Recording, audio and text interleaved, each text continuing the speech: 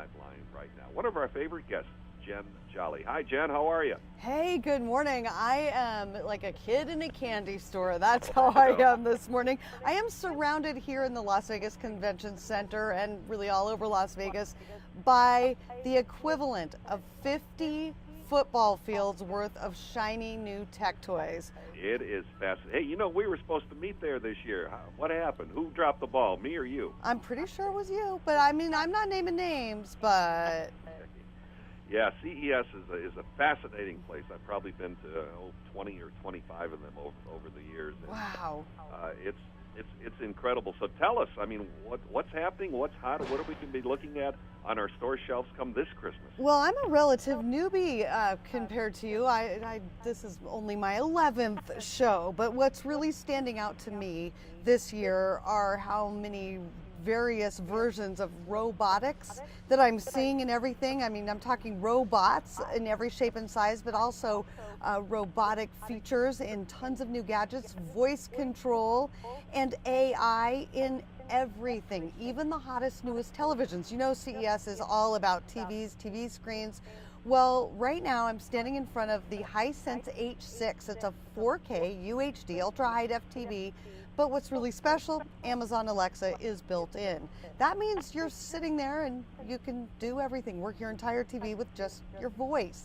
You can control all, not, say, hey, turn on the channel and find this binge watch Game of Thrones, whatever you want, but you can also use it to control every smart product in your whole entire house. So you can be sitting there binge watching your Game of Thrones and order food or add stuff to your grocery list. And when you think about something like your television, having this new voice control and being really a hub, a nerve center for your home, it makes sense because we all gather around the TVs and anyway. So that makes a lot of sense. Not sure of pricing on this specific model, out in early spring. Fascinating. You know, you can also tell that TV, hey, show me Jenn Jolly's latest video blog. That's exactly right. Show me USA Today's Tech Now and with Jennifer Jolly, and then you'll just see me here trying to smuggle out half of football field's worth of gadgets under my arm. Yeah, trust me, it doesn't work. I've tried. All right, you mentioned that TVs, of course, are big. What about the advances now being made also in the Amazon Echo world, the Alexas, the Siris, the Google Homes, the Cortanas? What's the next level that we're going to see?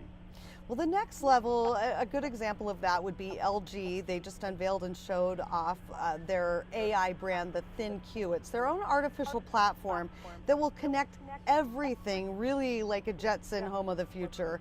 That includes a Cord Zero R9 robot vacuum that has that Alexa as well as Google Assistant built in. They're working on an air conditioner that knows exactly how hot or cold you want it in your house at specific times of day and adjusts accordingly. A fridge that orders milk when you run low, all of that. So that's a great example of that. And listen to this next example, earbuds.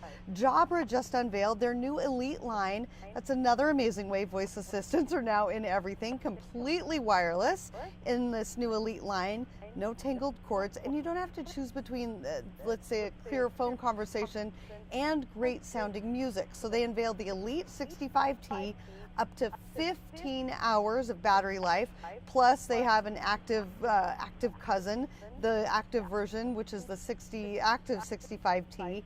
But they have this Amazon Alexa integration. You can ask questions, check the news, shop, all with the earbuds, and just by speaking, it's going to look like you're talking to yourself, but the earbuds own microphones, which is amazing. These are available for pre-order now. It hits store shelves in February, and they cost under $190, which is still that sweet spot in consumer electronics. Yeah, absolutely. How about the world of self-driving autonomous cars? I know that automotive technology has been a big part of CES, especially over the last five years or so. Yeah. Have you been taking I think the media had an opportunity to take a ride in a self-driving car around Vegas. Have you done that? I have done many an autonomous car ride before CES, during CES. I rode in Lyft's autonomous car. I was in the Byton prototype car. I sat in and played around with Toyota's concept cars of the future, their concept cars. I was in Ford's City of the Future yesterday. So yeah, everything we're talking about with personal home electronics is also coming to really what's your biggest gadget, which is your own car. That's still about 2 years out. But when you talk about these kind of vehicles, think of drones. We saw basically a flying car yesterday, all the way down to the more personal electronics, the drone that is part of your smartphone case. So there's a new drone, it's called the AEE Self-Fly. It's a drone smartphone case in one, so you always have it with you because you always have your phone with you, right? And then you just use a free mobile app to fly, and you just toss this little drone up in the air, you can fly around, and it gives you distant, tight angle, or higher altitude photo, selfies, or videos. So that's pretty special too. Yeah, absolutely here. How about in the world of cell phones? Anything new on the cell phone front? You know what's amazing? I've seen really nothing new on the world of cell phones here. Wow. Yeah, can you believe that? That what we're seeing more, and I've been a little focused on other things, so maybe I just haven't explored it enough. I know that a couple companies have talked about upgrades to cell phones, but the race really seems to be much more on making things integrate with the voice assistants, as well as making them smaller, work better. We've seen a lot of concepts over the last few years, but now I'm seeing things where they just work how they maybe always should have, or how we imagined that they would work. Just easier, faster, and really just little gadgets that make our lives so much simpler. Another example of that is iHome's new outdoor smart plug. I mean, you're like, wait a minute, a smart plug? Like, why would I need a plug on the outside of the indoor-outdoor plug? Well, it also, Alexa, Google Assistant, Siri, all the voice assistants. So think about how much of the country, right now here in Las Vegas, it's pouring down rain. Think about where it's snowing. Imagine just being able to say, turn the lights on, turn the lights off, not have to deal with, plugging things in, even light switches are going to be a thing of the past before you know it. Yeah, fascinating too. I mean, I had heard about something called the Forward X, which is an autonomous piece of luggage that basically drives itself, a suitcase that drives itself. Have you seen this little gadget? I saw that at Unveiled the other night, and I tell you, it reminds me of it's basically a little robot in a suitcase form factor that follows you around like a little dog might or something. It's like a super sweet, cute little pet robot that you can stick your luggage in. And the idea is fantastic. I've tested and reviewed other prototypes of this. We'll see when and if it actually makes it to market, and if it means no more lost or stolen luggage. That's what I'd love. Yeah, that would be interesting to see that happen as well. We've heard about the death of the computer, the desktop computer, and laptops and tablets seem to be the wave of the future. But a lot of companies are saying, hold on, don't pull the plug on laptops yet, because there's one, I think, by Acer called the Swift that is almost paper thin, relatively speaking. It's like a third of an inch thick. Have you seen that, the Swift 7? I have seen it, and it is incredibly anorexic and skinny, and as skinny as I've ever seen any gadget. I mean, LG also had a TV screen that unrolls like a piece of paper, like a piece of parchment paper.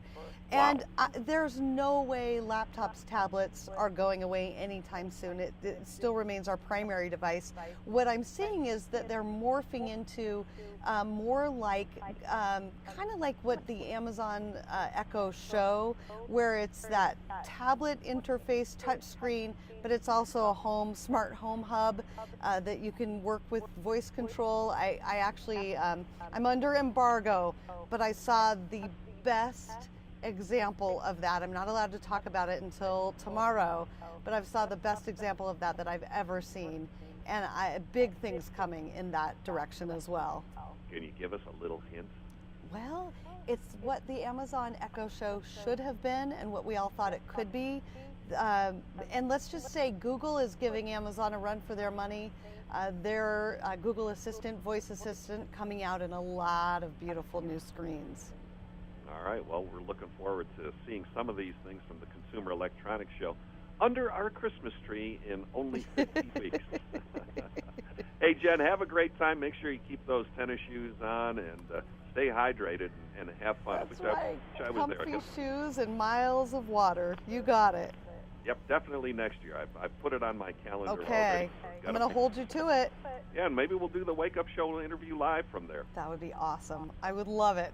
Hey, Jen, how do people follow you and get more information about all of these great things in the world of consumer electronics? My home hub for the CES show here is dailylounge.com. You can also check out my website at techish.com. Jenn Jolly joining us. Jen, always good to talk to you. Happy New Year, too. Happy New Year to you as well. Thank you.